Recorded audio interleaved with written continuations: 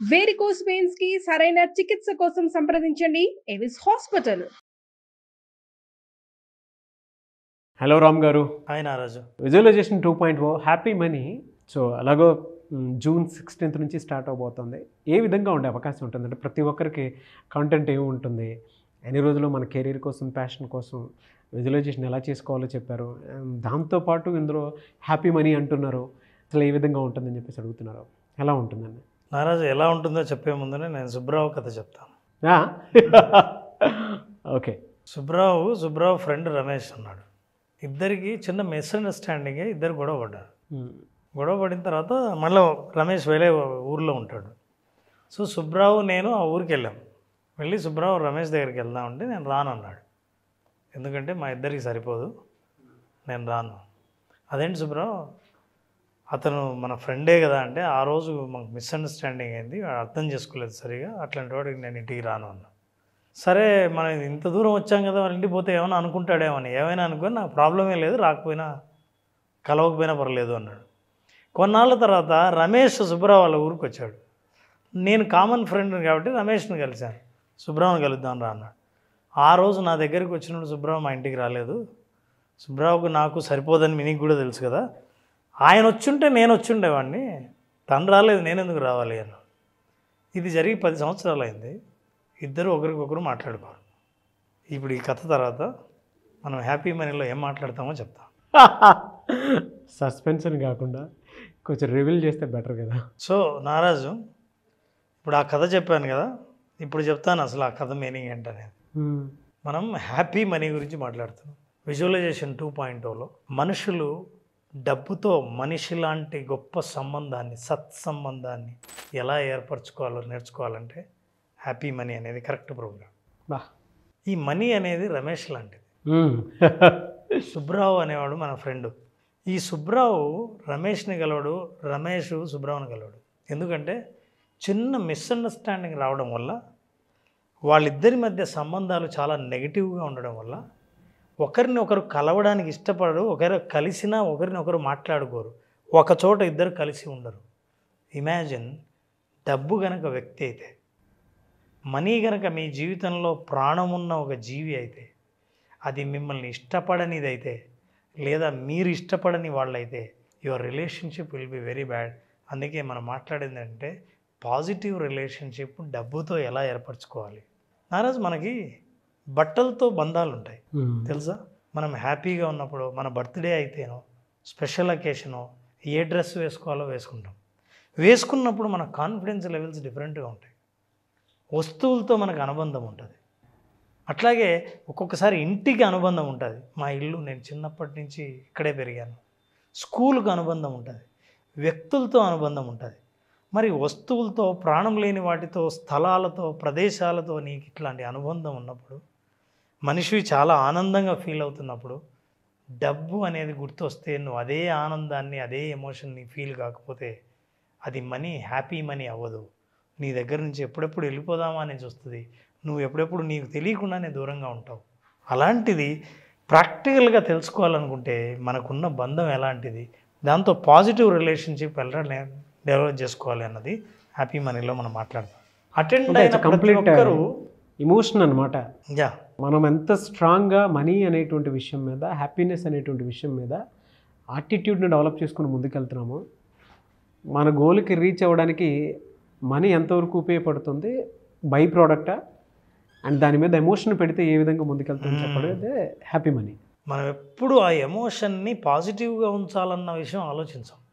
అసలు negative emotion ఉంటే దాన్ని పట్టించుకోం.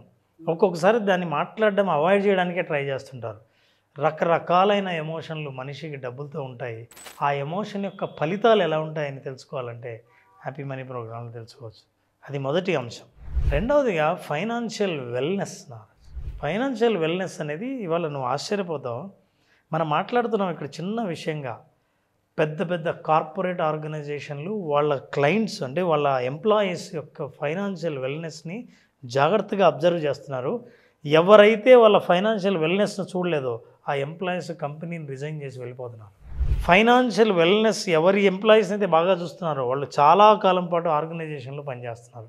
ఇది నేను చెప్పే విషయం కాదు, బహుశా ఈ రీసెర్చ్ చూస్తే తెలుస్తుంది అనుకుంటా. బా ఇది research. Financial wellness because 70% employees they likely to be attracted to another company. That cares more about their financial wellbeing. ఎవరైతే వాళ్ళ వెల్నెస్ను చూస్తారో ఆ ఫైనాన్షియల్ వెల్నెస్ను చూసే కంపెనీలో జాయిన్ అవ్వడానికి, ఈ కంపెనీని వదిలేయడానికి ప్రయత్నిస్తారు 70% ఎంప్లాయీస్. 44% ఏం చేశారంటే, అయ్యా ఈ company employees believe that their employees are taking care. 44% మాత్రమే మా కంపెనీ మా ఫైనాన్షియల్ వెల్బీయింగ్ చూసుకుంటోంది అని నమ్ముతున్నారు. ఇక 32% say their employees are actually offered services to assist them with their personal finance also. 32% ఏమనుకుంటారంటే, అయ్యా మీ శాలరీ గురించే కాదు, మీకు లైఫ్లో నిజంగా ఉన్న ఏమైనా ఆర్థిక కష్టాలు ఇబ్బందుల్ని కూడా పట్టించుకుంటోంది మా ఆర్గనైజేషన్ అని 32% మంది చెప్పారు. అంటే ఏంటి, ఆర్గనైజేషన్ నుంచి ఒకటి అర్థం చేసుకున్నాయి, వీళ్ళు మనతో మనస్ఫూర్తిగా కంపెనీలో పనిచేయాలంటే వాళ్లకు వాళ్ళ డబ్బుతో శత్రుత్వం ఉండకూడదు. వాళ్ళ లైఫ్లో డబ్బు అవసరాలు వాళ్ళని ఇబ్బంది పెట్టే పరిస్థితిలో వాళ్ళు ఉంటే మన దగ్గరికి వచ్చి హ్యాపీగా పనిచేయరు. సో హ్యాపీ మనీ వాళ్ళ దగ్గర ఉంటే వాళ్ళ హ్యాపీ సోల్స్ అవుతే హ్యాపీగా ఇక్కడ పనిచేస్తే మన ప్రొడక్టివిటీ హ్యాపీగా ఉంటుంది. Okay, this is the financial wellness happiness. అంతేనా? Understanding the concept of financial wellness has become need of a corporate employee. నేను ఫ్యామిలీ గురించో నా అవసరాల గురించో కాకుండా నేను చేయవలసిన పని మీద దృష్టి పెట్టాలంటే నా వెల్నెస్ బాగుండి ఉండాలి. నేను ఆరోగ్యంగా ఉన్నాను అంటే సరే ఏదైనా పర్లేదులే మనం ఆరోగ్యంగా ఉన్నామనే వాతావరణానికి ధైర్యంగా ఎదుర్కొంటాం. వాతావరణాలు మారినా సరే, పరిస్థితులు మారినా సరే, కానీ నా వెల్నెస్సే సరిగ్గా లేదంటే నేను చాలా జాగ్రత్తగా ఉండాలి. ఆ వెల్నెస్ని అర్థం చేసుకోవాల్సిన అవసరం అందరికీ ఉంది. అట్లాంటి వెల్నెస్ని ఎలా సాధించాలో హ్యాపీ మనీలో నేర్చుకోవచ్చు. బాగుంది సార్.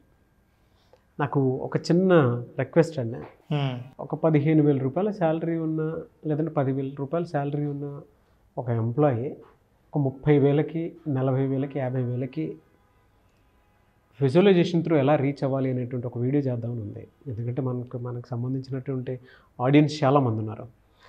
ఏ థియరీ ఏ ప్రాక్టికాలిటీ ఫాలో అయితే త్రూ విజువలైజేషన్ డెఫినెట్గా వాళ్ళు సక్సెస్ అవ్వడానికి అవకాశం ఉంటుందని చెప్పేసి ఖచ్చితంగా చేద్దాం.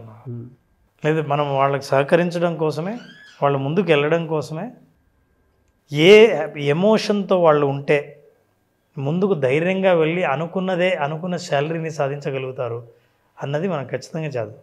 డెఫినెట్గా సార్. సో నెక్స్ట్ వీడియో అదే ఎక్స్పెక్ట్ చేస్తున్నాను సార్. నేను నెక్స్ట్ వీడియోనే చేద్దాం. ఇది ఫాలో అవుతున్న వాళ్ళు ఖచ్చితంగా ఆ వీడియో కూడా చూస్తారు. ఎస్. ఆ తర్వాత మనీ గోల్స్. అసలు నిజంగా మీరు మనీ సాధించాలనుకుంటే, మనీ సంపాదించాలనుకుంటే ఆ గోల్ని ఎట్లా ఏర్పాటు చేసుకోవాలి? గోల్ అంటే చాలామంది మాట్లాడుతుంటాం, మీకు గోల్ ఉందా లేదా అన్నది. ఆ గోల్ స్మార్ట్ గోలా కాదనేది చాలా ఇంపార్టెంట్.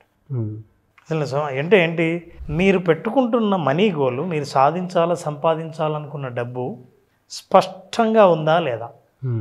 చాలామంది నాకు ఎంత డబ్బు కావాలో అని మిగతా వాళ్ళని చూసి వాళ్ళు ఎంత కోరుకుంటున్నారో నేను కోరుకుంటా అనుకుంటారు, కానీ అంతటితో ఆగిపోలేదు.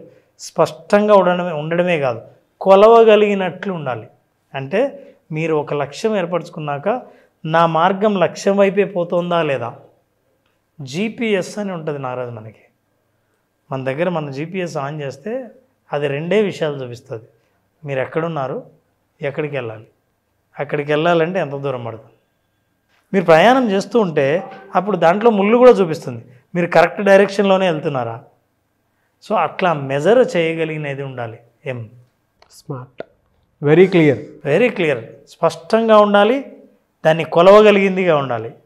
తర్వాత సంపాదించగలిగిందిగా కాదు, సాధించగలిగేదిగా ఉండాలి. రియలిస్టిక్గా ఉండాలి, వాస్తవికంగా ఉండాలి. ఏదైనా సమయానుకూలంగా ఉండాలి. అంటే సమయాన్ని పెట్టుకొని సమయ నిబద్ధతతో ఆ గోల్ ఉండాలి. సమయ నిబద్ధత లేకుండా నా లక్ష్యం నా జీవితాంతం నేను అనుకుంటూనే ఉంటానంటే ఏం ఉపయోగం లేదు. మీరు మనీ గోల్ని ఈ ఫ్రేమ్వర్క్లో సెట్ చేశారా? మీరు ఇంతవరకు డబ్బులు సంపాదించకపోవడానికి, నిలబడకపోవడానికి, ఇంకా కొత్తగా ఏదైనా ఆశించకపోవడానికి కారణం బహుశా మీరు కోరుకుంటున్న లక్ష్యం ఈ గోల్ పద్ధతిలో లేదా, ఈ గోల్ లాగా మీరు ఏర్పరచలేదా?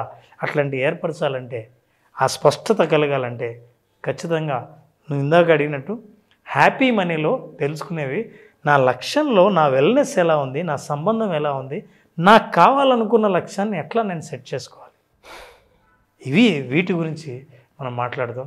ఈ 3 ప్రధానమైన టాపిక్స్గా ఈ మూడింటిని సాధించడానికి రకరకాలైన బిహేవియరల్ చేంజ్ ఎలా ఉండాలన్నది మనం నెక్స్ట్ ఎపిసోడ్స్లో మాట్లాడుకుందాం. Thank you so much Ram గారు. Thank you Nagaraj. Thank you.